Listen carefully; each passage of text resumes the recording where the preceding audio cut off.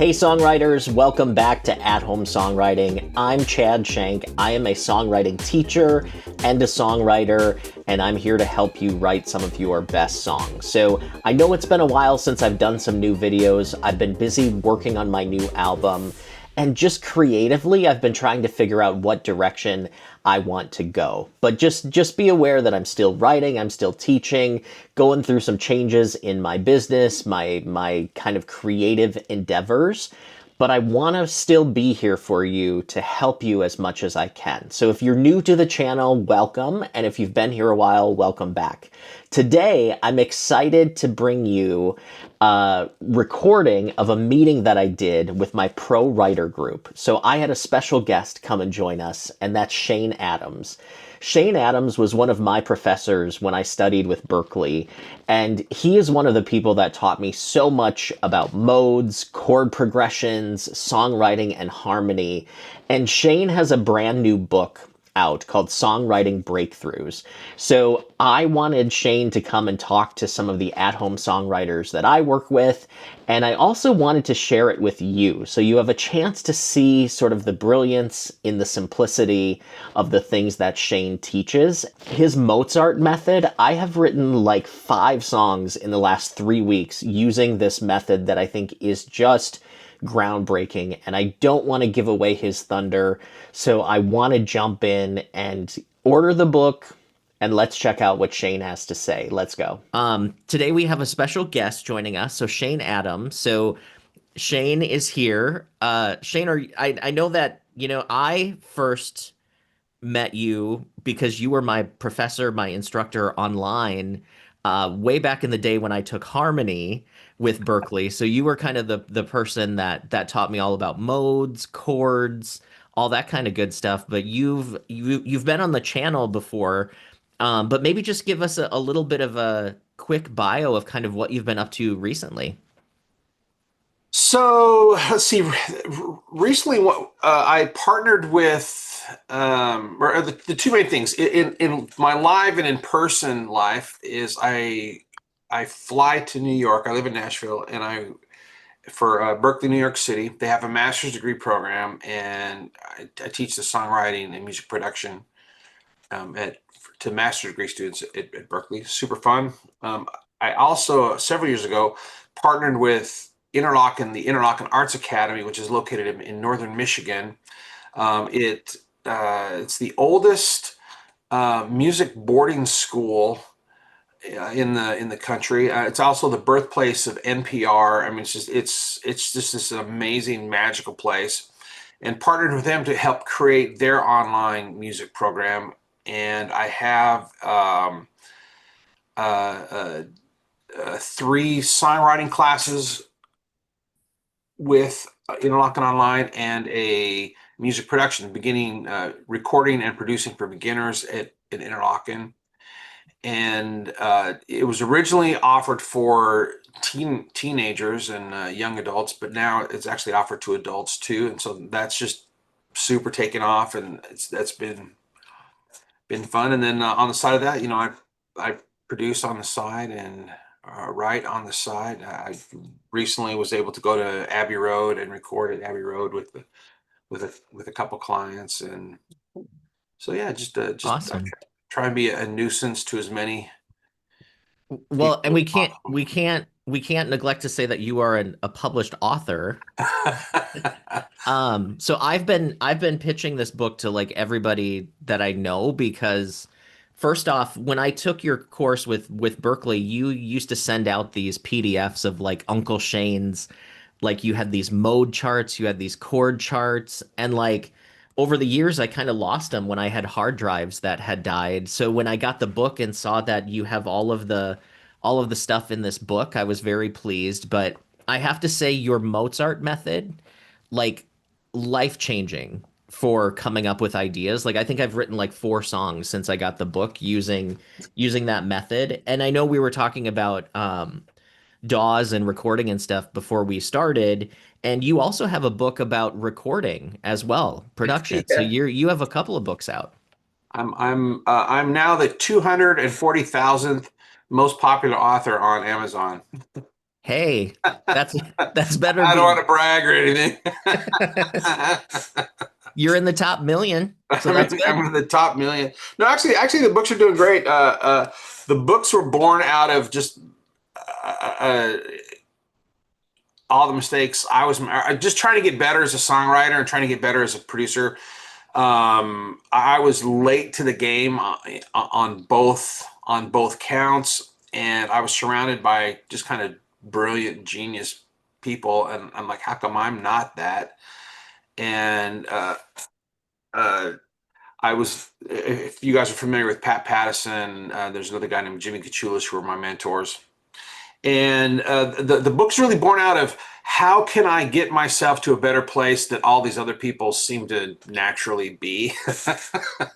and we talk about the Mozart method, and the Mozart method was a way to just simply generate ideas in a very short amount of time, to get title ideas, and to come up with lines, but from a very natural, honest, non-canned perspective. And the Mozart method has done really well. Yeah, and I think just your this book especially, I think for me it has something for everybody no matter what step of the process they're in. You have lyrics, you have chords, you have story structure, you have like emotional concepts of how do you capture emotion, and I think you're going to talk about some of that today. But this book literally is like sort of almost like having a co-writer with you that can sort of give you those little tips, as you kind of need it. Is that kind of your intention as you wrote it, or how did that thought process work for you? Yeah. So, and first of all, it feels really strange pitching a book. Because I love songwriting so much, and being I am a songwriter, and I've always wanted to be the best songwriter I could possibly be. And the Having taken all those courses, I went to Berkeley, went through their songwriting program. I worked NSAI, and I worked in music publishing for many years. Worked at record label, all kind of all these things. And the book was born out of all the stuff I wish somebody would have told me, and to make those things easier, because I feel like I'm slow. Well, not I feel like I am slow. Like some people call me genius, but it's more like, hey, genius, yeah, hey, Einstein. And so I structured the book on a way where you could take any chapter, and there's like a little project at the end for you to apply the principles. So it's not just me sitting on my ivory tower spreading, these words of wealth to the minions below. I mean, I use it all the time. It's stuff I use on a daily basis. It was incredibly helpful to me, that elevated my songs. Steps along the way where someone told me something, or where I learned something, or I had to figure something out, that just made my songwriting better. It made my songwriting significantly better. Awesome. Yeah, I highly recommend the book. Like I said, I've been telling like everybody, like we had a music publisher on a couple of weeks ago, Michael August, and I had sent Michael a message with the link, and I'm like, you have to check out this book, like, because like for finding hooks and stuff, it's just great. Thank you. So Shane, a little bit about this group. So this is our what we call the pro writer group. So we're a bunch of writers that want to write at a pro level, whether or not we actually want to be actual professional writers, but we want to write at that level. So we meet every Saturday, and we're really here about learning the craft and supporting each other. So I know you and I had visited a little bit about coming in and maybe teaching us a few concepts that people might be able to use. So do you have any ideas on what you want to share with us today? Yeah, absolutely. So, what I want to share, I have like the world's squeaky. My office chair broke, and so I borrowed like my one from my wife's office, and it's like the. Can you guys hear this? It's like No. it's like beyond squeaky. I can't record it anyway. Um, Uh,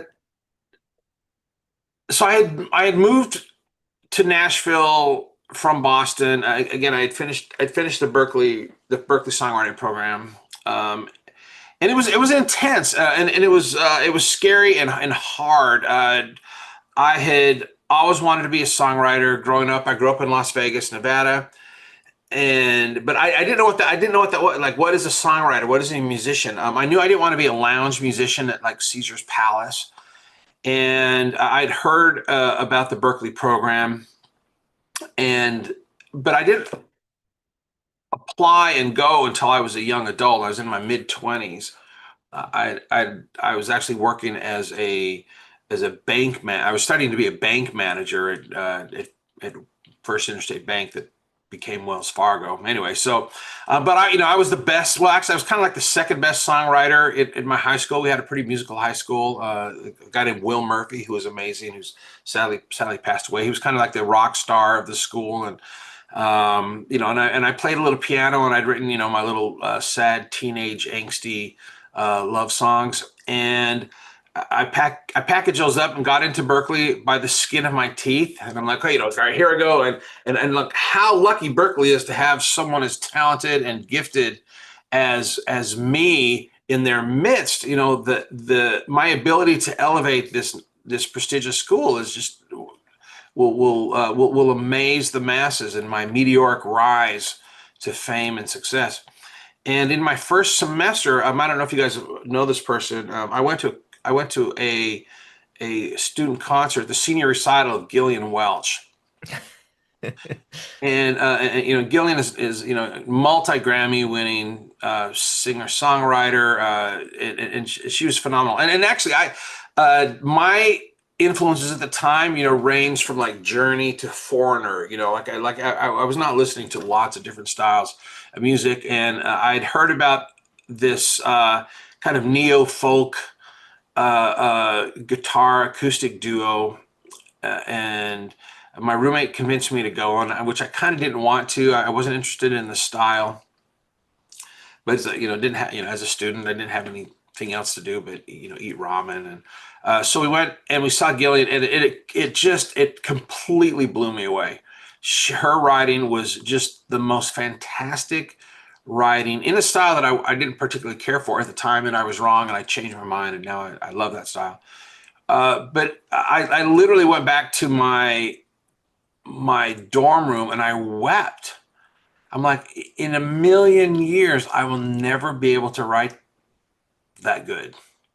And I saw myself with this lens of clarity, and her ability, I didn't even know what she was doing. I just knew that her songs, whatever she was doing, it was special, and whatever I was doing was not that. And I actually changed my major at Berkeley to arranging, and I thought, well, at least what I can do is if I can't be that talented, gifted songwriter, I can work for the people who are songwriters, and I did that for a couple of years, which is where all the chord stuff came from, Chad, which is you know, but that's a different story. And it was about 2 years into Berkeley where I finally met the great Pat Pattison. I had a chance to take an elective. Pat Pattison is a songwriting guru, just this brilliant professor at Berkeley. And I, and another guy named Jimmy Kachulis. And I took a Jimmy Kachulis class, and I learned about this concept called prosody. And so I want to lead with the idea of prosody. And what prosody is where you take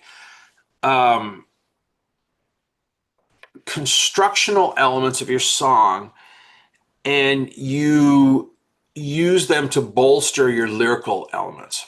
So what are the constructional elements of the song? Well, you have the harmony, you have rhythm, you have the key, you have the shape of the melody, you have the tempo, you have the beat, you have the arrangement. There's a big difference between a heavy metal band. You can play the same song with bagpipes, and it's gonna come across emotionally different. And I'll never forget it. I was listening to Somewhere Over the Rainbow, and I heard the melody go, somewhere over the rainbow, way up high, there's a land that I heard of once in a while. And all of a sudden I realized that the Somewhere Over the Rainbow has an arch-shaped melody. Whenever the melody goes up, it always comes back down. And which is amazing because rainbows are arch-shaped. And so here you have this song about rainbows that has an arch-shaped melody. And also it mimicked the journey of Dorothy. So when the song was sung, Dorothy was trying to run away from her sepia-toned black and white Kansas life, and she wanted to go anywhere else. But remember, she always gets pulled back in. She runs away and gets pulled back. And so the arc of this melody is not only mimicking the shape of rainbows, which is the subject of the song, but is also mimicking her journey. And at the very end of the song, you have this line, when happy little bluebirds fly, this little zigzag shape, beyond the rainbow, why, oh, why can't I? And it mimics the shape of a bird flapping its wings. When happy little bluebirds fly, and what happens when a bird flaps its wings? It gets higher, right? Beyond the rainbow, why, oh, why can't I? And so here's this melody, this song, where for the entire melody, the melody goes up and comes back down, goes up, comes back down. And at the end of the song, it gets wings. And it starts to take off. Why, oh, why can't I? And you have this ascending melody at the very end. And the lyric at the end of the melody is I. Why, oh, why can't I? And so here you have, it's like the person finally at the end of the song makes it over the rainbow. And who does I do? The person singing is on that high. And that just gave me this idea, oh, I can apply these things to song. And so I started looking for ways to use prosody in my songwriting all the time, and which was again a whole nother.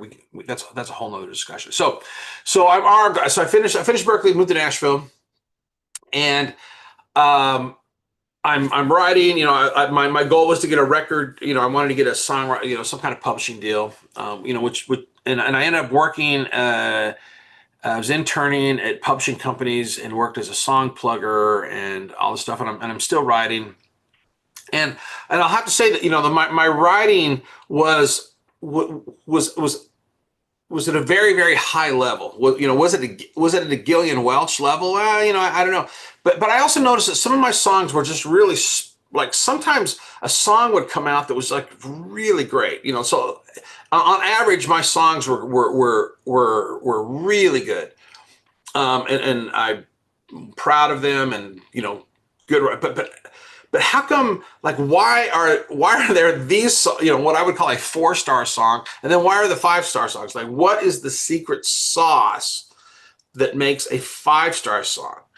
And those types of songs come along in your life also, right?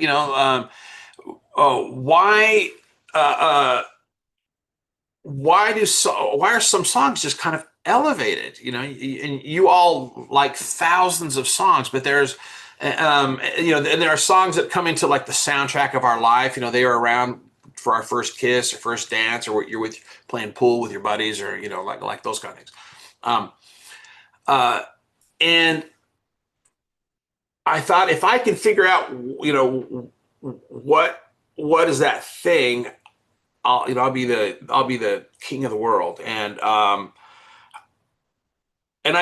figured it out. To make a short story, I was doing a project for a guitar center. I was a judge for a songwriting contest, and I started teaching for Berkeley at that time.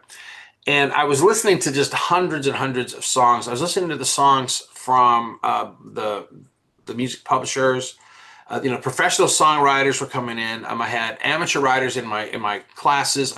I was a mentor at NSAI, so kind of a mixture of people trying to make it that were close to professional level, and again, I was noticing that same thing. Okay, what are elevated in those songs, and what I figured out. I was watching it was one that Daniel Craig first James Bond movie comes out, and I don't know if you're a James Bond fan. So I've loved James Bond since I was a kid.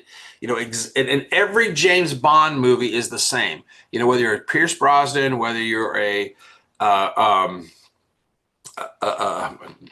Daniel Craig, or the Mac. Sean Connery. Yeah, Sean Connery. Okay, okay. There's going to be gadgets. There's going to be a super villain trying to take over the world. There's going to be explosions. There's going to be some kind of exotic chase. There's going to be exotic locations. The movie is going to start with a big battle fight scene where the villain kind of gets away, and Bond spends the rest of the movie chasing down this villain, and there will be some kind of a beautiful temptress along the way. And in the last moments of the movie, there's going to be some kind of world-ending bomb with a timer, and the timer is going to be ticking down, right? And then at the last possible second, Bond swoops in and he saves the world from the megalomaniac, and to live another day or die another day. Every Bond movie is that. All right, so I go and I'm happy with that. Buy me popcorn and an icy and red vines, and I'm just your man. So anyway, I go to see this new movie, and the Daniel Craig Bond, James Bond, was different. And I love this movie. I'm like, why did I like this movie so much? And then I realized the reason why Daniel Craig, in my opinion, it was a superior Bond to Pierce Brosnan, was at the end of the movie, Daniel Craig changed. He didn't just go through situations, that those situations changed him in some capacity. So you go see a Pierce Brosnan Bond, which I love. So 4 stars. He's suave, debonair. He fights. He almost gets beat up. He almost dies, and comes to at the end. But in the Daniel Craig movie, it changes him, and he starts off kind of a little bit naive in His Majesty's Secret Service. And through the loss of friends, through the fighting, through the battles, by the end of for the first season, he actually becomes kind of like the jaded Bond, we know and love. And that was revelatory. And I realized as I was looking over my songs, and again, and I was reviewing these hundreds of songs for Guitar Center, I realized that the songs that were impactful to me were the ones, or I'm sorry, what songwriters have a tendency to do is they write about situations that they're in. I have fallen in love. I'm going through a divorce. I love, I love my family, and the songs that are, and you could write a phenomenal song like that. But the ones that were meaningful to me were the ones where the situation changed the narrator in some capacity, where the narrator started with one emotion in the first verse. Here's this, and by the end of the song, whatever situation they're writing about, they were somehow changed in some capacity. The situation changed them. And it could be a big change. It could be a small, subtle thing. But all of a sudden I could see all these favorite songs of mine. I'm like, oh, that one does that. Oh, that one does that. That one does that. Here's a silly example. The difference between Another One Bites the Dust and We Will Rock You, right? Any Queen fans out there? So, two iconic songs, one of the greatest bands in the world, and arguably one of the greatest rock singers of all time. In we were and another one bites the dust. It's about a murderous. Was it Steve walking down the street? Tempo way down low. Ain't no sound but the sound of speed. The machine guns ready. Are you ready? Hey, are you ready? And another one bites it. In murder, mayhem, and bloodshed. Whereas in "We Will Rock You," buddy, you're a young man, poor man. Buddy, you're a young boy. Playing in the streets someday, you got mud on your face, you big disgrace, kicking your can. All right, so it starts as a boy. And then in the middle verse, buddy, you're a young man, hard man, playing in the streets, gonna be a big, you got blood on your face, you big disgrace. Somebody better put you back in your place. So he becomes this this rebellious soldier. And then in the last verse, buddy, you're a poor man, and he becomes an old man who's down on his luck, and he's suing for peace, and the world was not kind to this man. And I could see and again, kind of nobody's listening to "We Will Rock You" for the lyrics, but it made it. I could see the difference in the lyric, in the growth of this, or actually, it wasn't really the growth of the character. It was a character whose situation, wanting to be rebellious, actually brought him the opposite direction, and he paid for it in the end, and he wanted peace. And so one of the first things I'll do is, when I'm writing my first verse, I try to identify the emotional state of my narrator. What emotion is it? And I'm going to pull up a chart. This is something you could all find online, and it's actually in my book, and I'll pull up an example in my book, and I'll tell you why. I'm not just trying to sell books. Am I allowed to share? Yeah, you should be able to. All right, correct. All right, give me 1 second. And it's okay to sell books. You wrote it, sell it. Well, I feel like like I'm shilling. Nah, it's valuable. All right. All right. So what I found, and you guys you should see this up on your screen here in a second. Share.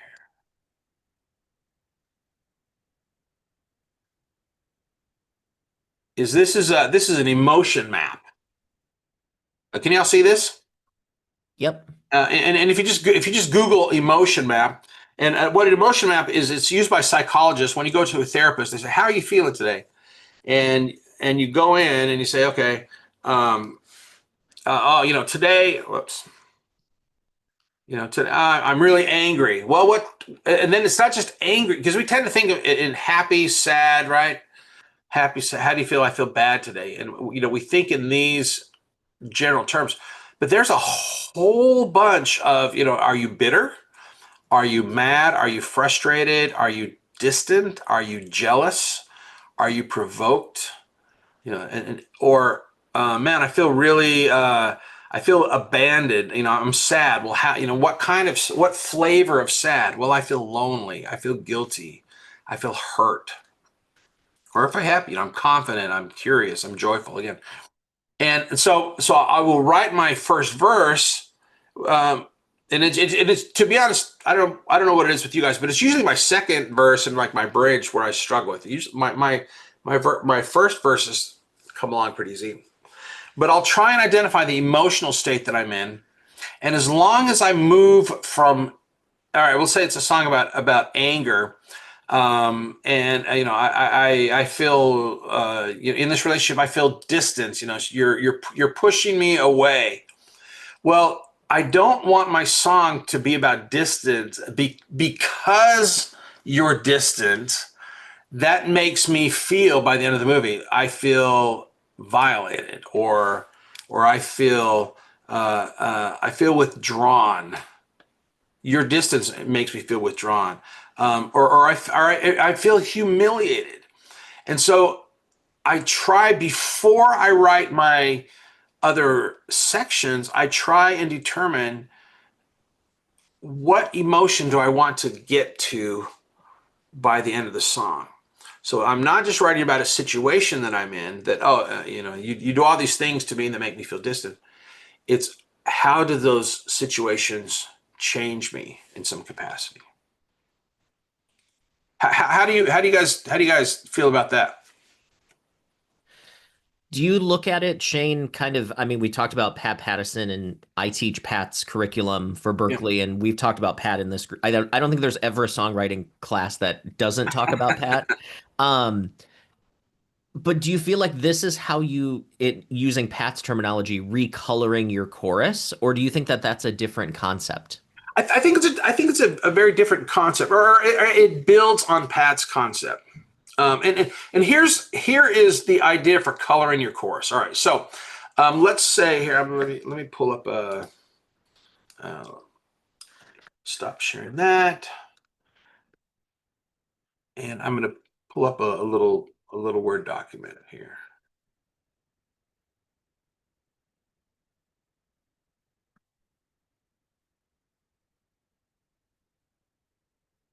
All right, so I'm going to show you something that every single one of my songs is going to do this next thing, and I call it two-dimensional songwriting. All right, so here I have my song.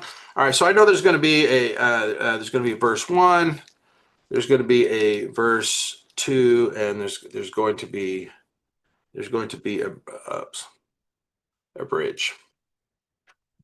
All right, and let's make these a little bigger. All right, and then I also know that there is going to be my chorus, and I'm gonna call it my which contains my hook, my title, and we'll say my main idea. And let's say that my song is about we'll call it I like colors. All right, so my verse 1, I get here and I'm like, all right, so I write a song, blue.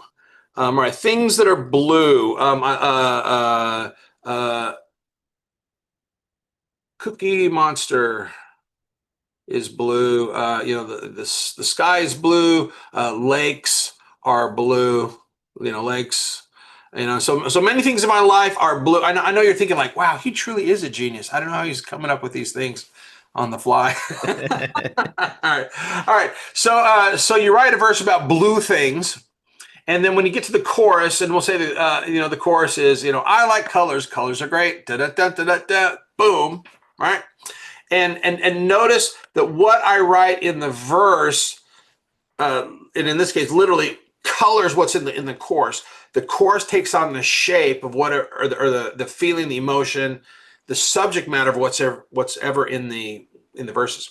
But what songwriters have a tendency to do, they write their second verse and they go back and they write more blue things. And I literally can't. My shirt is blue. Shirt. My jeans are blue. Blueberries. And then when I get to my chorus, I like colors. Colors are great. Da da da da da da. Boom. Notice that nothing happens to change the meaning of that second chorus. It's just a list of the and so imagine a love song like I fall in love. You have eyes like diamonds and your hair is like black silk.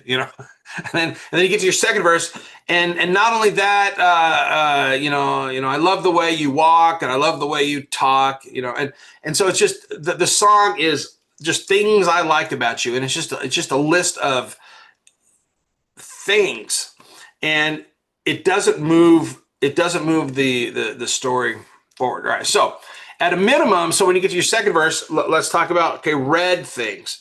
All right, red, strawberries, watermelon is red, and Elmo. I don't know why I'm thinking Muppets today, but I am. All right, so now I get to my chorus, I like colors. Colors are great. Da da da da da da. Boom, boom. And notice the chorus now changes meaning because I've talked about something different. And the listeners are focusing on chorus. And so when I get to my bridge, all right, so I like green things, and with my Muppet thing, Oscar the Grouch, I like green grapes. Food. Apparently, I'm in a Muppets and food mood. Don't judge me. Oscar grapes. Grass, whatever, grease.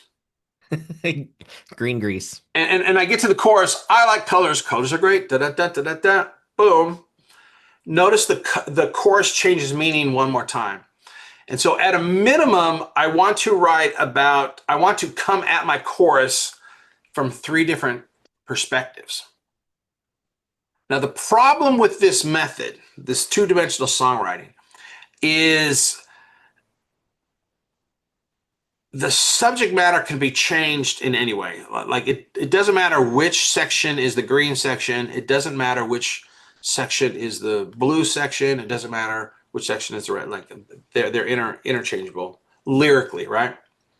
So that brings me to a three-dimensional lyric. How can I get my verses to work together? When I write something in my verse 1, I want it to affect verse 2.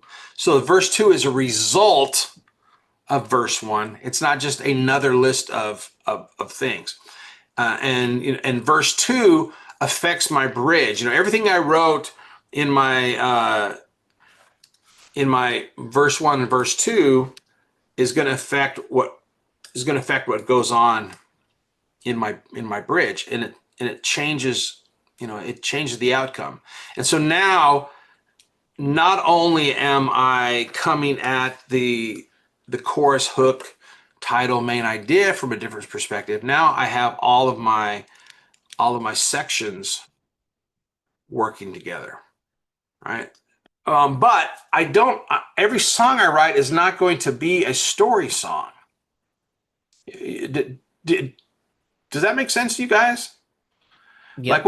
Like where it's two characters. What if it's just an emotional song where the story is my feeling. So how can I get my verses to work together? So I came up with this method, or I heard this method. It's actually a screenwriting brainstorming thing, and it's called the but therefore. All right, so let's pick a topic.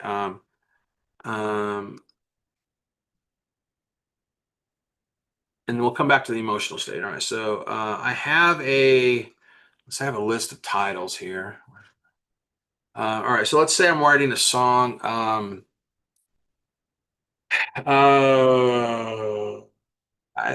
song I'm working on right now, and I've not done this to this song, so this is hopefully this won't fail miserably. All right, it's called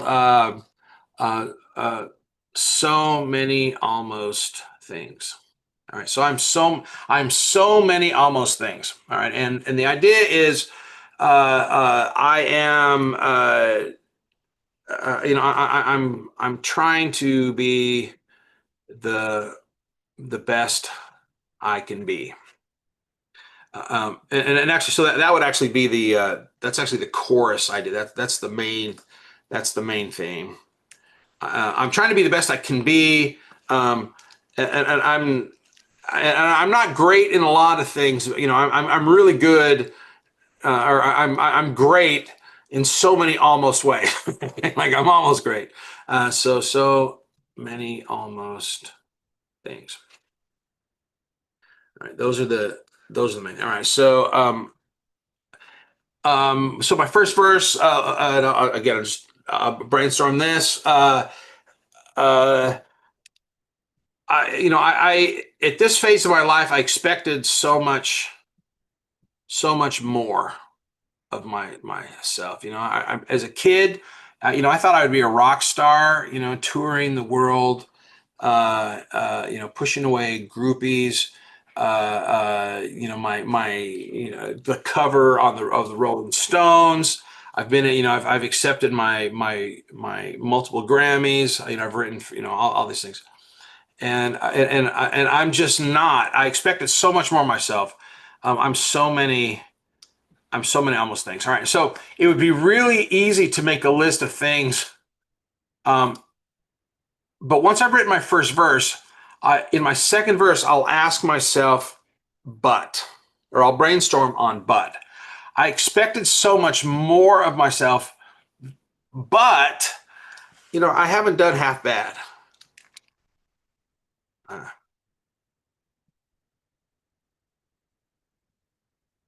I have,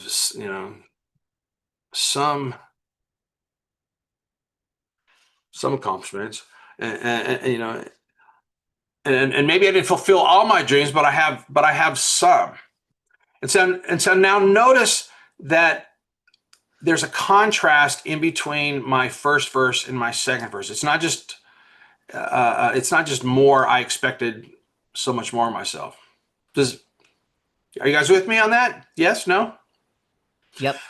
All right, and this is coloring my hook in a new way. I'm trying to be. I haven't done half bad. I have some accomplishments, and I'm still trying to be the best I can be. I'm so many almost things. All right, so once I brainstorm the second verse I did, now I'll look at the bridge, and I can also use but again, just to brainstorm the idea. All right, I expected so much more of myself. I haven't done half bad. I have some accomplishments, but I'm not done yet.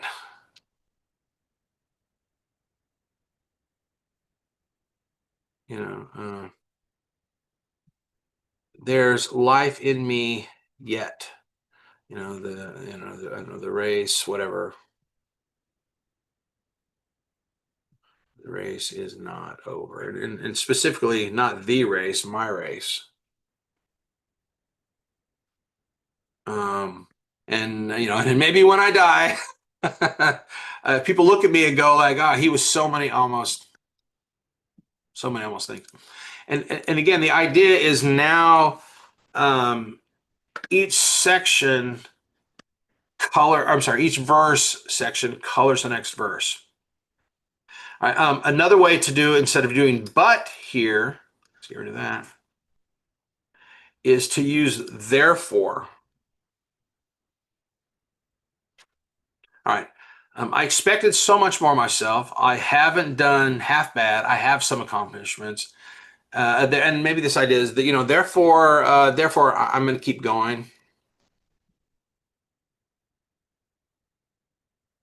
Which follows along a similar theme. But using but and therefore, when you use but creates conflict, and therefore resolves conflict.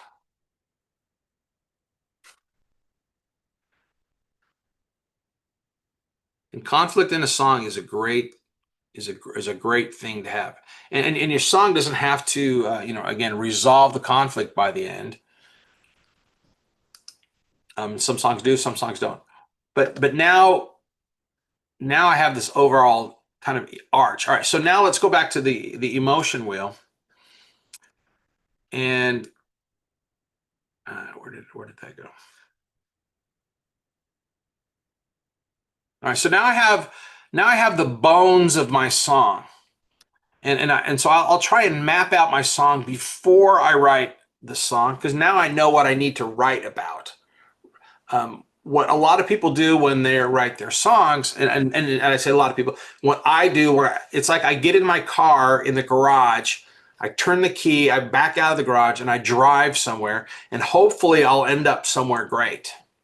That's how I typically write a song, and sometimes I end up at the Grand Canyon and have something really special. And sometimes, I'm at the the dumpster at Walmart with, with nothing.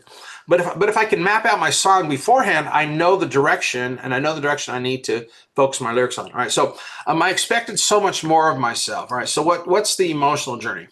Um, so again, now I have three different ways to color my verses, but now I want to elevate it. Now I want it to be that 5-star song. Now it's three-dimensional, but can I get that extra specialness, that secret sauce? All right, so I expected so much more of myself, and now I'm basing my song not on the situation I'm in, but I'm basing the song on how that situation changes me emotionally. So let's see. Let's look at my emotional map here. What made me feel this? I expected so much more of myself. Let's see: abandoned, fragile, grief, powerless, ashamed, remorseful, empty. Yeah. All right. So here's one down here.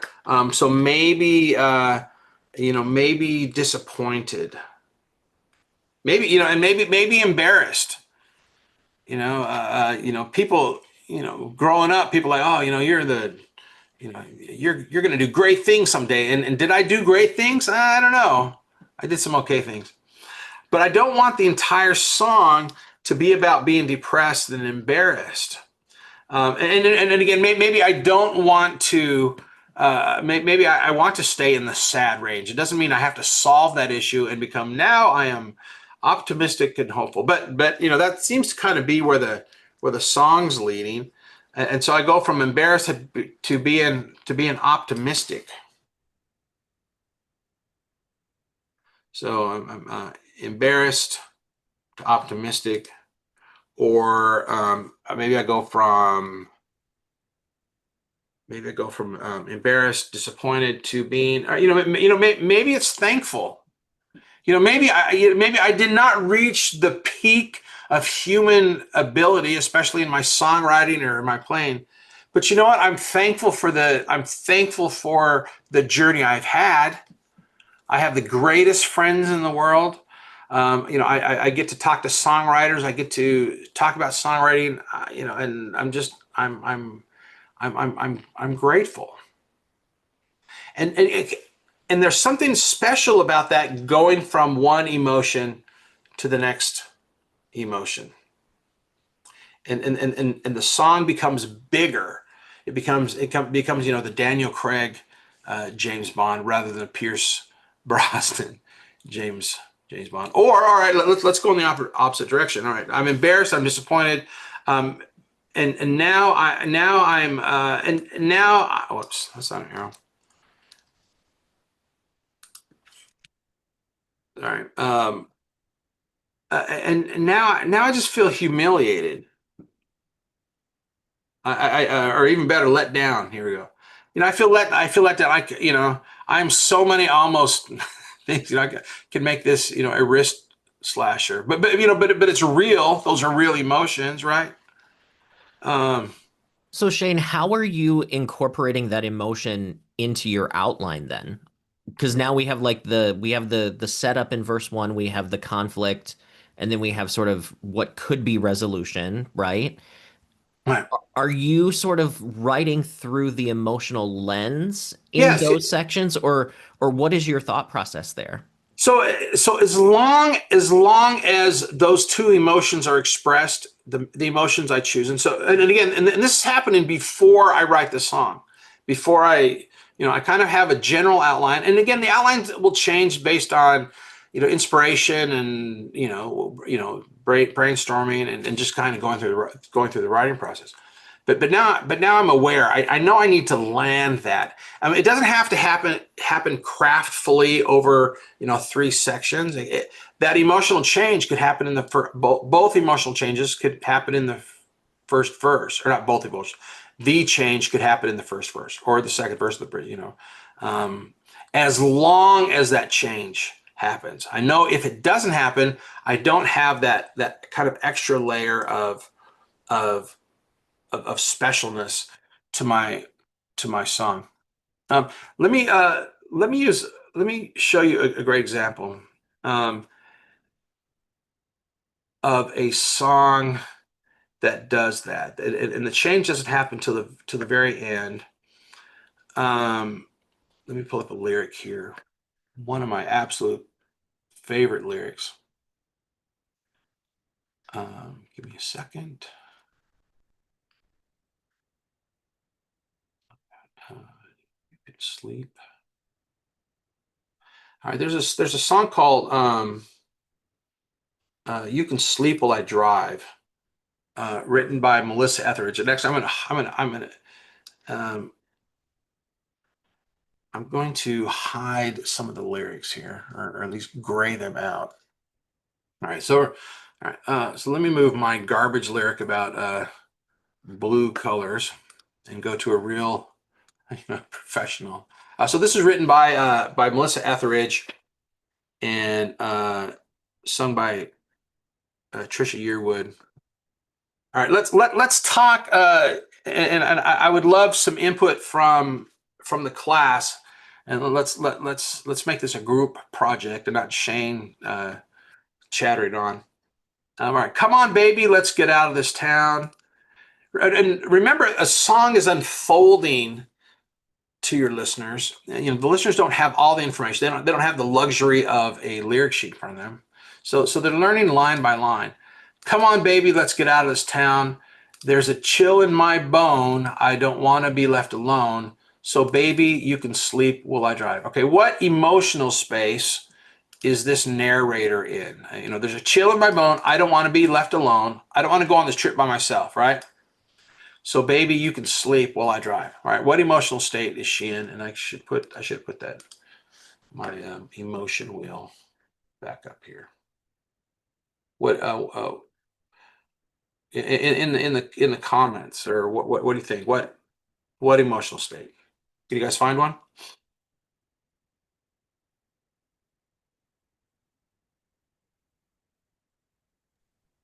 Dory says determined. Determined. Excellent. Excellent. Shelley says desperate. Desperate. I want to get out of this town and I don't want to go by myself. Marquita said sad.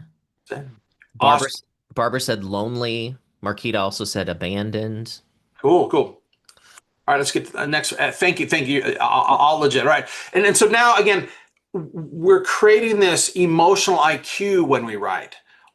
It's not about the situation. What is the emotion behind the situation that I'm paying attention to? All right, I'll pack my bag and load my guitar. In my pocket, I'll carry my harp. I've got some money I saved, enough to get underway. And baby, you can sleep while I drive. All right, does the emotion change yet in this verse? I, maybe it's more background information. But notice how this emotion of sadness or loneliness, or feeling isolated, or just the feeling of wanting to get out.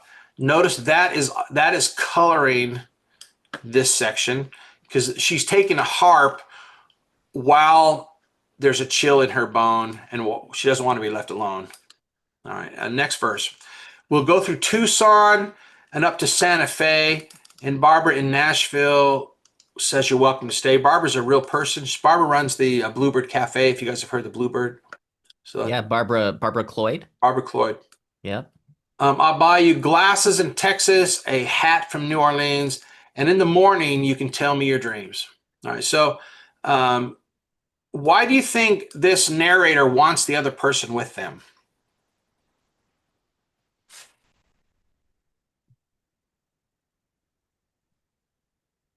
Marquita says love. Okay. Attraction. Michael says, Dory says she can't go it alone. Shelley says wants them to chase their dreams. Yeah, perfect, right. And again, we're paying attention to the emotional state. All right, so now we're going to get to this little bridge here. I've seen it before. This mist that covers your eyes. You've been looking for something that's not in your life. My intentions are true. Won't you take me with you? And baby, you can sleep while I drive. Aha. So now we have a change. And I want to go on this trip, and we learn a little bit of, there's a little bit of background on this trip. The other lover has this mist that covers their eyes. The other person's looking for something that's not in your life. My intentions are true. Won't you take me with you? And baby, you can sleep while I drive. All right. So what is it a change here, or is it just more background information?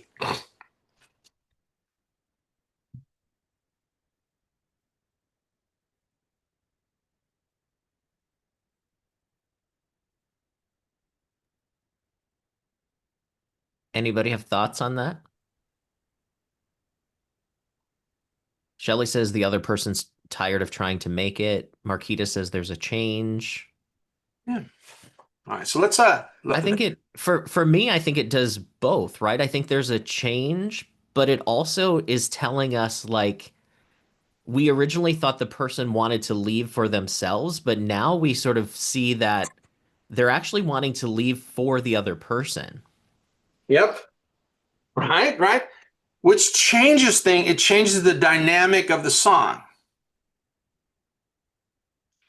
Because now it's not just a song about someone who wants to get away with another person. Hey, let's go on a trip. We need a road trip.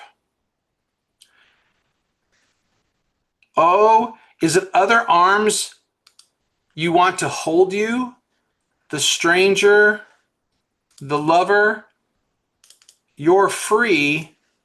Can't you get that with me? So now it's almost they want to run away because of fear, right? They're not lonely, they're afraid of losing the other person. Ding, ding, ding, ding, ding, ding. Right? That's absolutely correct. Have you guys ever been, and what happens is, as a listener, like you may not have been in this exact situation, but I've been in situations where I could feel the person I love slipping away.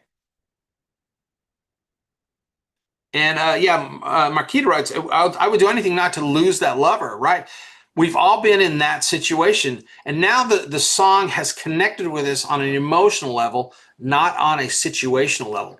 And it's this section here that elevates the song to the next level. They've gone from being, remember those opening, chat, if you could look at the chat and some of those opening emotions. Yeah, so they were saying like oops, where was it? Determined, desperate, sad, lonely, abandoned. We were feeling some of it. Yeah. Which is right. It's not that you're wrong. Yep. It's that the song evolved in the lyrics emotionally. All right. So now, okay, you're free. Can't you get that with me? Now, what emotional state is the narrator in? Let's put up our little chart here. Maybe vulnerable, fragile, powerless. Yeah, almost like very unsure. I don't know. Yeah, absolutely, absolutely. Perplexed. I see confused. So it's like surprise, under surprise, there's confused, perplexed, Yeah, yeah. dismayed. Yeah. There's a myriad. And again, it's implied. It's not saying I feel vulnerable. Right. Just in the right. All right. So now the song right now would be fantastic, but it gets even better. Last verse. Come on, baby, let's get out of this town. I got a tank full of gas with the top rolled down. If you won't take me with you, I'll go before the night is through. And baby, you can sleep while I drive. Wow, that gave me chills. Yeah, right? So now what's the emotional state? And actually, before you answer that, notice, I want to point out, notice the problem is not solved in this song. They haven't gone on the trip yet. They didn't work things out. We don't find out if this couple gets together, that they stayed together, or if they broke up. None of that is solved. So what makes it a compelling song? Because the emotions change. If you won't take me with you on this journey of wanting to be held by someone else, I'm fine with it. You can sleep while I drive. I can go by myself.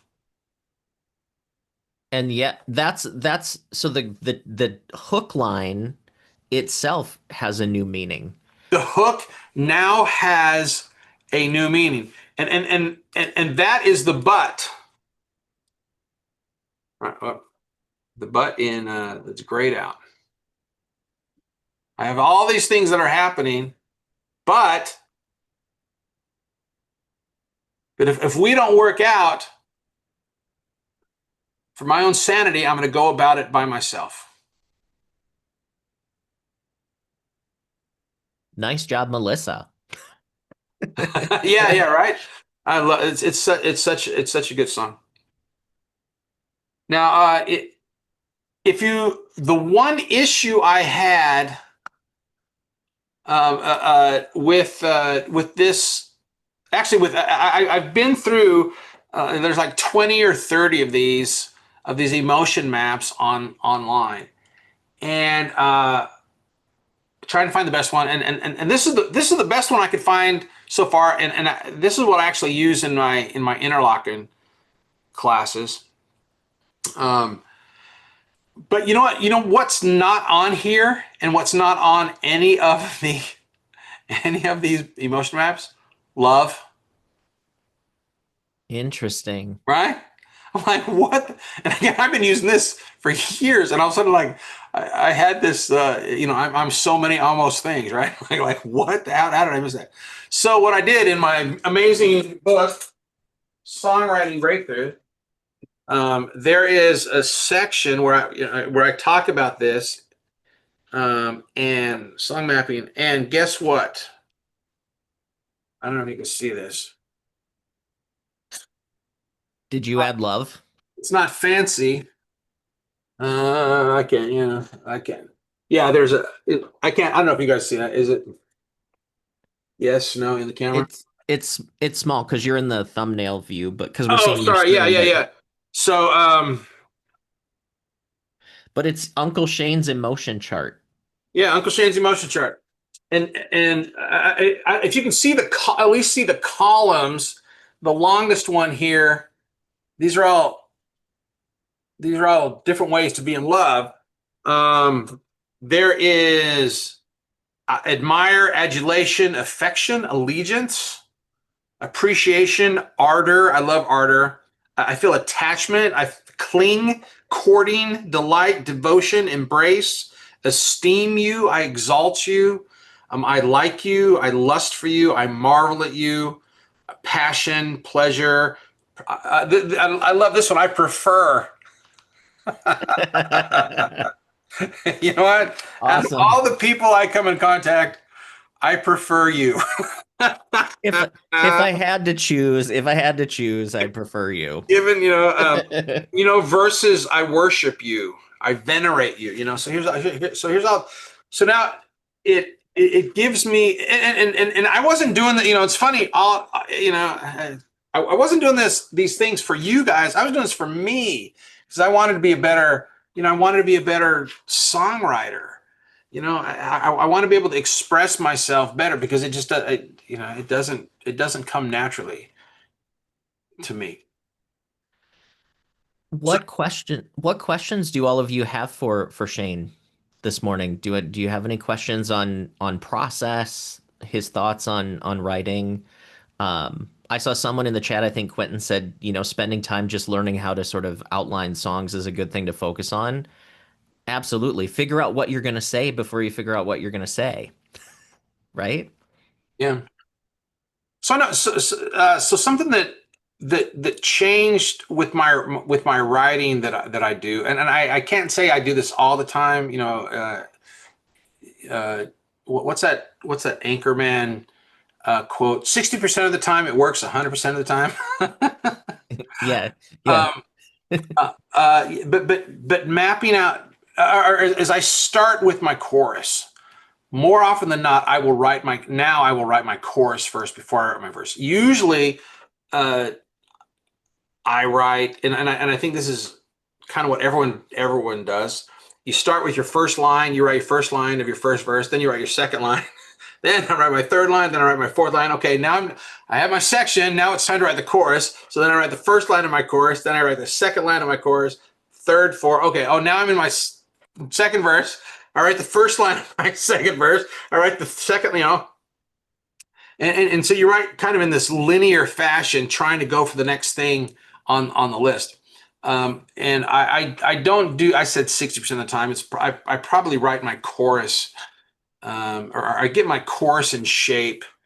Probably 80%, 80 to 90% of the time, and I write my chorus first because now I know what's that main idea, and now I can point at it, and then I try and outline the song. Uh, I will often write my chorus, then I'll write my first verse, or write a real rough version of my first verse, so that I kind of know where my mindscape is. That's where okay, what emotional state am I in that first verse, and then that's when I start the mapping out process. But all right, so I'm in love with you. I have fallen hopelessly in love with you. Okay, but second verse, but sometimes you drive me crazy. Or I have fallen hopelessly in love with you. You are the light of my life. You are my morning star. But I'm not that much of a catch. But you Mm. could do far better than me. I love you with all of my heart. You're my morning star. You're my day. You are my night. But you're with somebody else. I love you with all of my heart. You are my morning star. But You stink.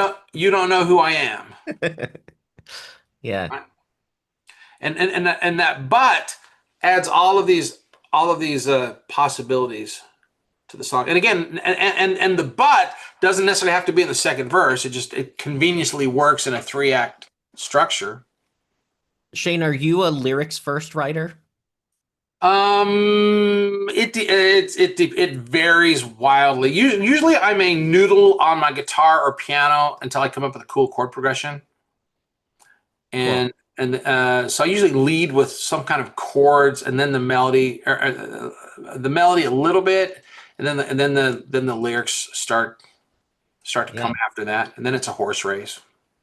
And Quentin kind of asked a question, Yeah. and I think um this varies from writer to writer, but he said kind of the insight into your process once you have your sections kind of mapped out or you kind of know where the songs are going. Do you have any tips on how you actually write the actual lyrics? Like, are Oh, you just do you just kind of like free write and then sort of like what's your process look like for that? um, my process is writing really garbage lyrics first. And then refine. So I have a song called "Instant Message Shakespeare," and the theme of the song. Here, let's see. I'll pull it up here. So instant. I was writing with an artist in Canada, and we wanted to write a song about long distance. And hopefully I'll have the original document. I may not have the original document. What's the message, Shakespeare?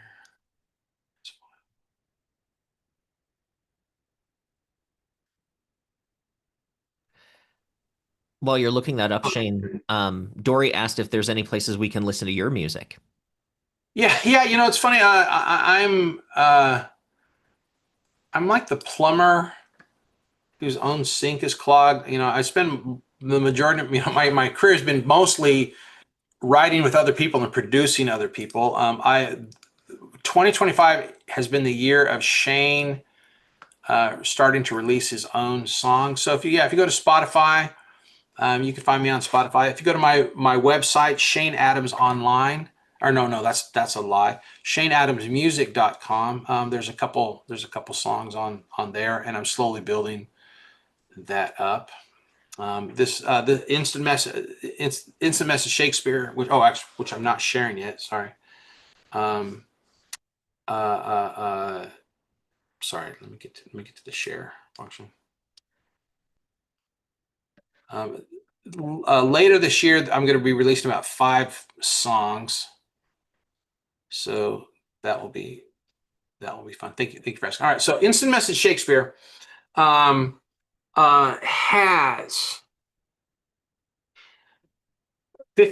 51 pages of lyrics. All right, let's see if I can go to the very first page. Let's see, page. Here we go. Wow. Yeah, 51 pages. So I knew I wanted to write it about texting. I wanted to be a song about discovering someone else through texting, and not, I have several just really wonderful relationships where I had not met the people on, in person.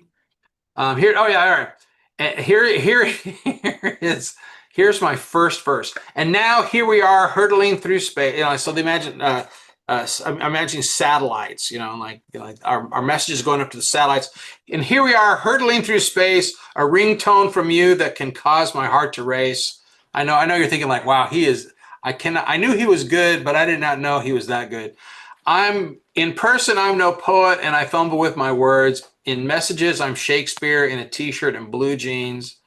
In a text, I can be Shakespeare with my words hurtling through space. I'm clever with my LOLs and brilliant OMGs. But in person, I'm no poet when you meet me face to face. So in a text, I can be Shakespeare with my words hurtling through space. But in person, I'm no poet when you meet me face to face, right? Like that, that's the seed of this entire song. And that's where the idea for Shakespeare came. When you write a text, you have time to think about what you write about. so I can be amazing in my text. And we LOL at each other's growth, uppercase OMGs, so then I'm brainstorming on space, face. I look calm on the outside as I let my mind race. Again, things. I'm not proud of these verses, but I'm not afraid to write terrible. and I don't like sitting there. Have you ever taken your dog to the vet and they get their arm wrapped, their paw wrapped, and they wear that cone? Like sometimes I feel like that's me as a songwriter, just sitting there in my cone of shame, hoping that like good ideas will like fall into the cone. But now I'll write. I found that by writing my bad ideas gets me to my good ideas. Work all day, solo in the gym. I struggle with trust, let new people in. Lincoln level texting. All right, so now I'm thinking, like, okay, who are the great writers? Casanova with a phrase. All right, so now I'm okay. Maybe I can be all these other things in a text, and there's different ways to write text, sentence, quotation, paragraphs. But fortune smiled, and I met you online. Now your ringtone makes me smile every time. Cell tower conversations, serious, flirtatious. I laugh with you, though I've never seen your eyes. All right, all right, it's good. All right, so that's just the first 2 pages. All right, so it started to come together. You can see these black, bold. Okay, I like this. And then I realized I needed. Okay, what's the emotional state of my character? And I decided an introvert. And he started an introvert who was afraid to put himself out into the world. And how could he change? By letting someone, by being brave. And that's the emotional change. All right. So I won't suffer through all these rewrites. Um, What I love about you showing us this, though, is sometimes I think as writers, we have this pressure, we have this sort of myth that everybody just sits down and songs just kind of fall out of the ether. And yeah, this proves that there's a lot of work that goes into it. yeah, absolutely. Absolutely. All How right. much time, how much time passed? Like, were you working on this kind of over a period of time, or what did that look like for Yeah, you? this particular, and not every song takes this long. The song took about 6 months to write. And specifically, there's some other considerations. It was for another artist, so keeping in mind uh, what she wanted to say with her project, with her, that we were doing. So it couldn't be like a pure Shane song, like just about me, incorporating her ideas and her thoughts and emotions. Um, all right. Let's see. All right. Here's the final document. Uh,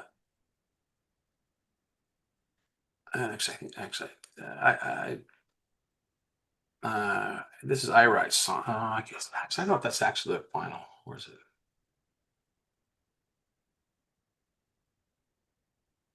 I write songs in Southwest coffee shops. An introvert who don't let people in.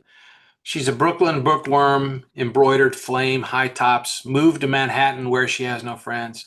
On a chatting app, we met by happenstance. Cross country conversations never rushed. We fit together like a smile and a laugh and texted back and forth for several months. I love this. I love this line. Fit together like a smile and laugh. Cool. Instant message Shakespeare, Mozart with a meme, Robin Williams, LOLs, Van Gogh, emojis, Michelangelo, MG. I love that. Aristotle emails, instant message Shakespeare, tongue-tied IRL. Do you guys know what IRL means? IRL means in real life. So in a text, I'm all these things, but in real life, I'm tongue-tied. Summer came, she abruptly pulled away. Her custom alert never buzzed at all. I was hurt, but didn't know what to say. I felt so foolish waiting for her call. Did I say something dumb I should regret? Why is she as silent as my phone? Wherefore art thou, Bluetooth Juliet? It is I, your Wi-Fi Romeo. Instant message Shakespeare, Mozart with a meme, Robin Williams, LOL, Van Gogh, emojis. Michelangelo, MG. Aristotle emails, instant message Shakespeare, but tongue-tied IRL. I timidly texted her name and added 3 extra Y's on the end of hey. Are you thumbs up or hashtag do you need space? My screen lit up in my hand with a stream of emoticons to add. Actually, this line has changed. My screen is lit up. I can't remember the line. Anyway, I can't remember. There's a new line here. Basically, her writing me back. She writes back, "I heart you!" Exclamation point, face palm, lips, and a kissy face. Instant message Shakespeare, Mozart with a meme. Robin Williams, LOL, Van Gogh, emojis, Michelangelo, MG, Aristotle emails, instant message Shakespeare, ROTFL, rolling on the floor laughing. Um, I can't believe you dropped hurtling through space, Shane. I How know, right? could you? Hurtling to space because I want to see your face. Awesome. So yeah, So with this song then, obviously you've got chords and stuff. When did music come into the conversation or in the writing process? fairly early on.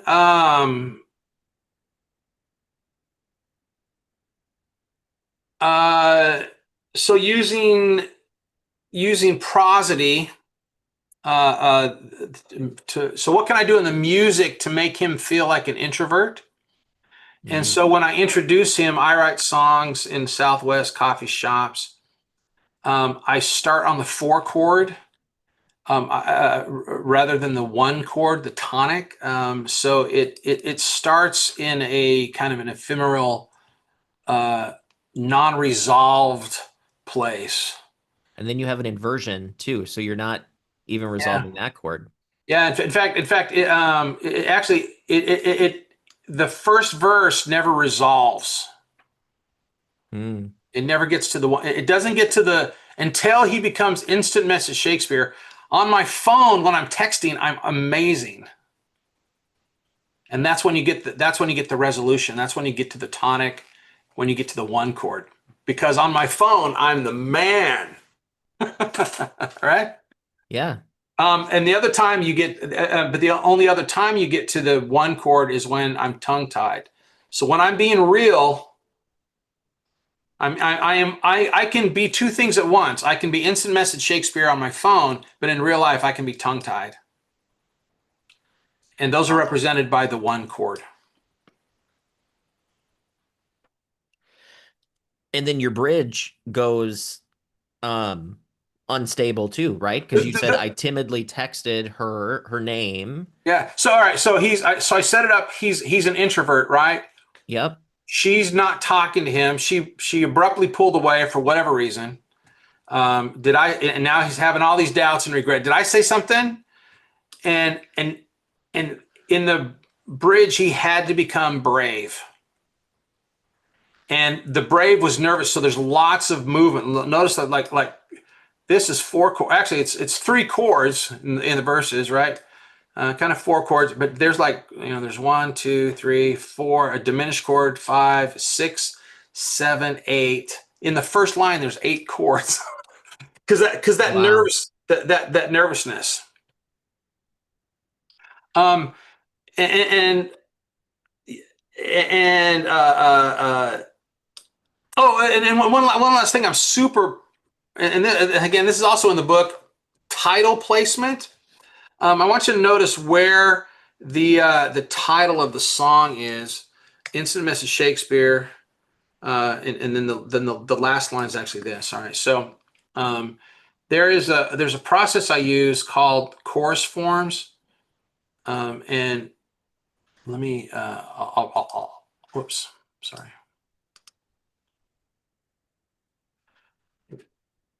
What it does is there's two types of lines in a chorus.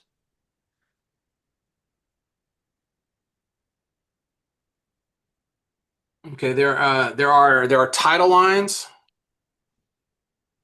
So lines that have the title, and I'm a genius. I figured that out. And then there are lines we call swing lines, and swing lines are lines that don't have the title, right? Don't Yep. stop believing, right? Title line. Hold on to that feeling. Street lights, people. Oh, whoa, right? The street lights, people. That's a swing line. Don't stop believing is a title line. All right. So if you analyze a title line, or if you analyze a chorus, any line that has a title, you give it a T, and any line that has a swing line, I give it a dash or a tilde, right? So very often, what people do when they write a song, here's what they'll do. This will be their chorus form. That's really common. Another chorus form is this, where you put the title in the last line. Does this make sense? And this is a Yep. powerful tool to go through your favorite songs and look to see what your favorite songs are doing. Because most people do this, but I guarantee your favorite songs are doing wildly other things. Anyway, so in Instant Message Shakespeare, I love having little hidden things in my songs. So Instant Message Shakespeare, Mozart with a meme, Robin Williams, LOL, Van Gogh emoji, right? Swing line. Michelangelo, MG, Aristotle emails, Instant Message Shakespeare, tongue-tied IRL, right? So the title is in the first line and it's in the last line. Does that make sense? Yep. But how do you hold your phone to text? One-handed. Well, if you text with two hands, Oh, where are your thumbs? on the sides. They're Yeah. on either side. So my chorus form represents what's going on with his hands. Does that make sense to you guys? Can you guys see that? Yeah. Um, when we had the publisher from Nashville on with us, he talked about the exact same thing that you just told us was like you can have your title in the beginning, the title at the end.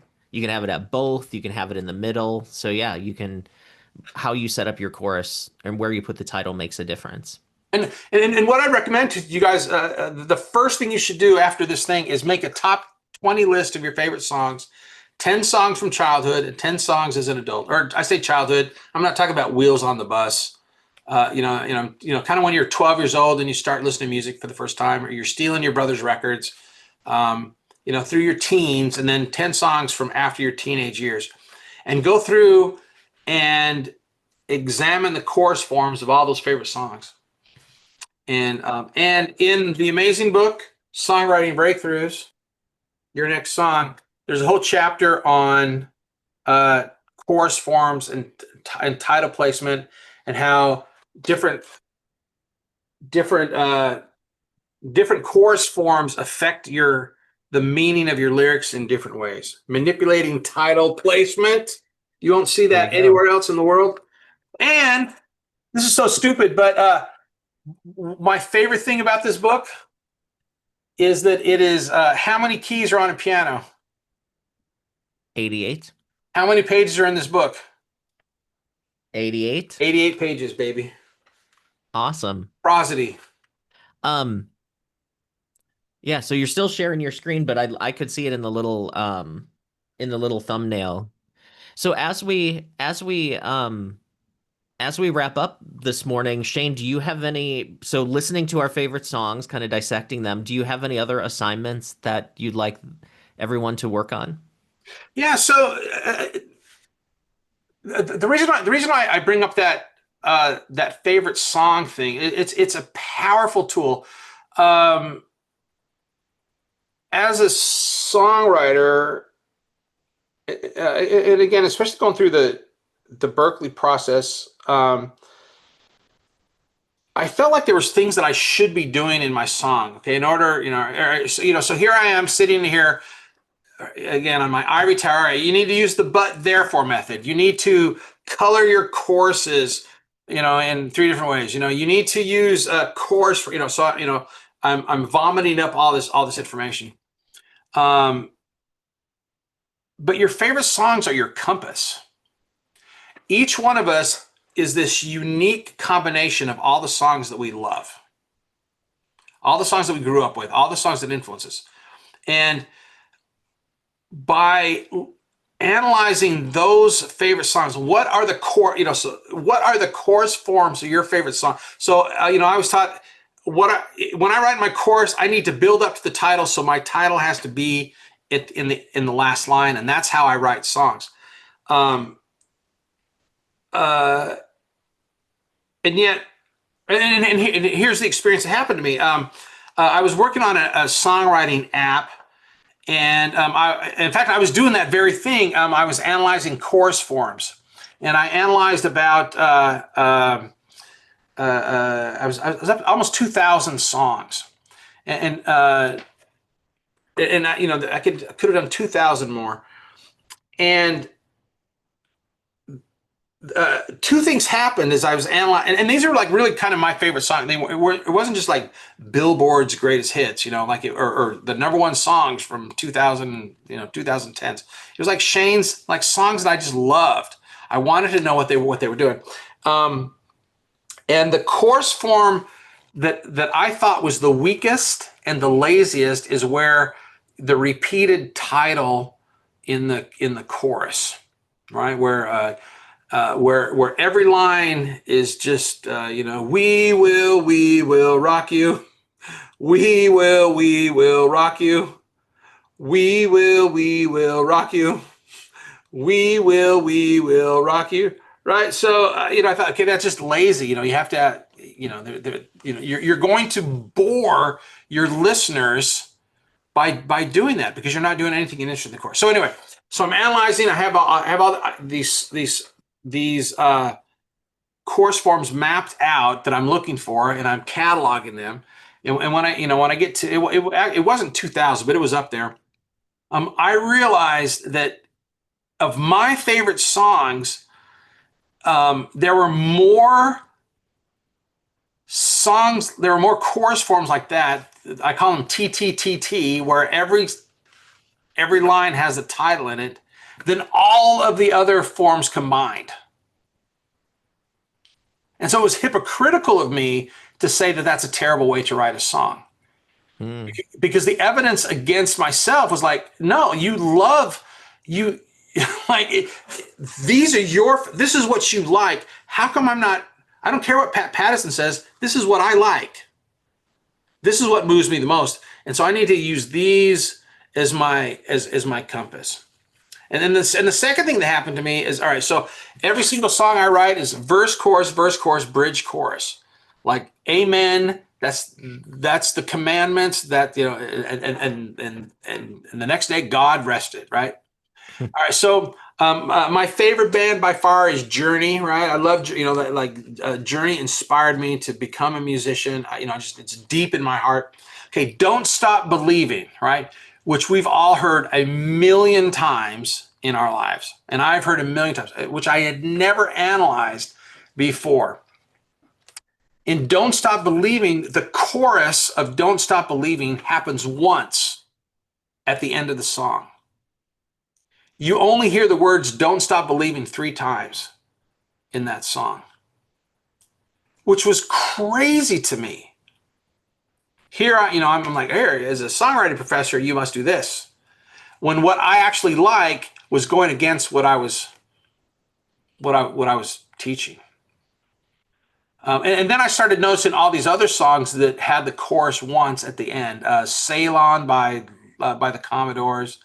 I can't think of it, but there was a bunch in there that were in my favorite songs, and so that was revelatory to me, and so it became vital to know what are my favorite songs do. What are the prosody? What are the melody shapes?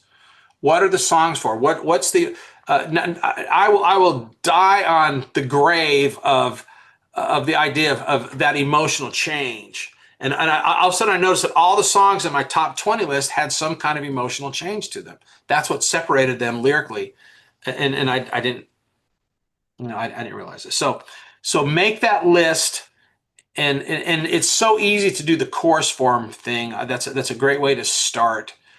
And then just be honest with yourself. Like what I think I should do as a songwriter to write a great song, is it matching what I actually listen to and what I actually like? And you guys love more, far more than just 20 songs, but it's really, especially those songs as a kid, especially those songs like this. Let me tell one more story, and again, please give me more questions. I grew up in a very, very conservative family, isolated,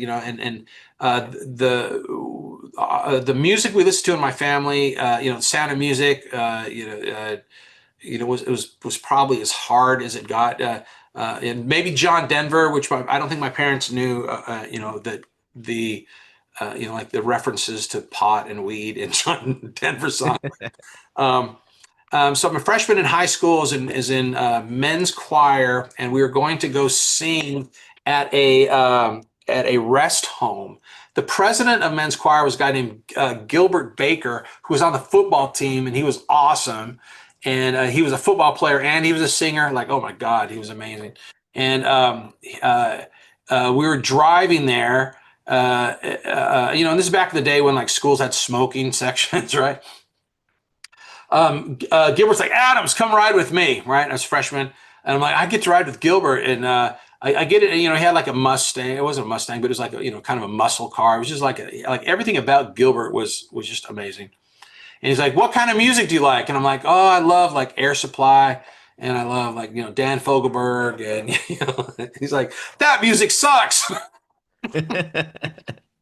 He goes, you need to listen to Loverboy, and he pops in Loverboy, Get Lucky, and he cranks up, his Kenwood stereo, and we just rocked to Loverboy on the way to, on the way to, the nursing home to sing our, Drunken Sailor song. And I remember thinking like, oh, I guess I like Loverboy now, like, and I love, Loverboy's a rock band from the 80s, mid-level rock band. But to this day, like when I put in Loverboy, like I'm taken back to that moment, and I don't like Loverboy because, oh my gosh, they are the greatest lyricist in the history of music. And man, their music, the modal interchange of a Loverboy song is just, chef's kiss. No, like it's just that moment of my life, the coming of age, and it represents that. And so when I write my songs, if I have a song in that mood where I want to talk about change, a drastic change of emotion, I'll go and I'll listen to Loverboy.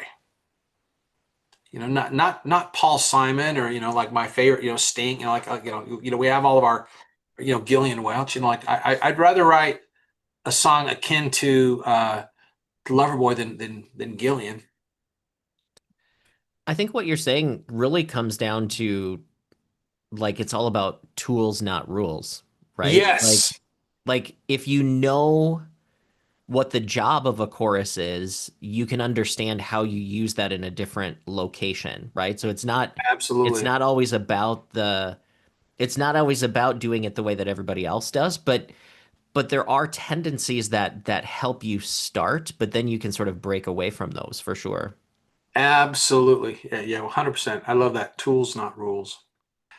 And Chad, can we all give a big thanks to Mr. Chad Shank himself, a brilliant Thanks, songwriter, Chad. instructor himself, just a marvelous human being. Thank you so much for having me today. I Well, appreciate it. yeah, well, Shane, thanks for joining us, and seriously, if you don't have Shane's book, get it. Like it's a perfect resource to have for writing. And I think Shane kind of mentioned this, and I think I mention it too. You know, what all of us songwriting teachers are trying to do is help you find the best writer you can be.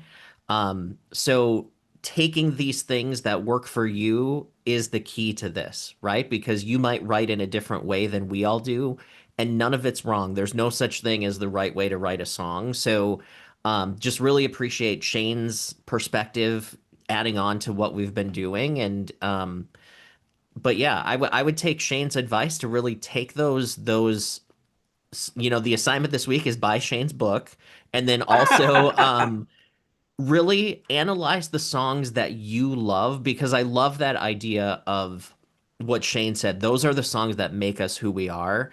And I find that I struggle with that as myself as a writer, because sometimes I'm like, I don't write like what is on the top of the chart sometimes, right? And then I try to do that, and then I'm like, it sounds contrived and I just don't like it. And what I really like doing is writing songs that move me. And I just think that if it moves me, it has to move somebody else. So I think finding yourself, and Shelly said in the chat, be yourself. I think that's the most important. And when people like Shane and I give you feedback, just remember it's always just opinion. Yeah. Sometimes like we don't have all the answers, but but taking the tools and really practicing is key. So, and like I said, Shane has been part of my development from the time that we met back in the day at Berkeley, and we've met a few other times since then. But Shane, I just appreciate your mentorship and friendship, and hopefully we get to work together more in the future. All right, man. It is absolutely my honor. Just to echo what Chad said, what we talk about is not the way to write a song. It is a way to write a song. So, the most important thing is the world truly needs to hear your music. It needs to hear your take on things, your life experience through the viewpoint. These emotions are very common, but they're not common through the lens of your perspective and the lens of your experience. So please give that to the world. It's a gift to me. It's a gift to Chad. It's a gift to your family and friends. And so just I encourage you, and just I love you guys, and just very, very, very best of luck to y'all. And thank you for having me. Yeah, well, everybody, that's going to wrap up today. I'll see everybody next week, Saturday, and have a great weekend. Thanks, Shane. See everybody. Cheers. Bye, everybody.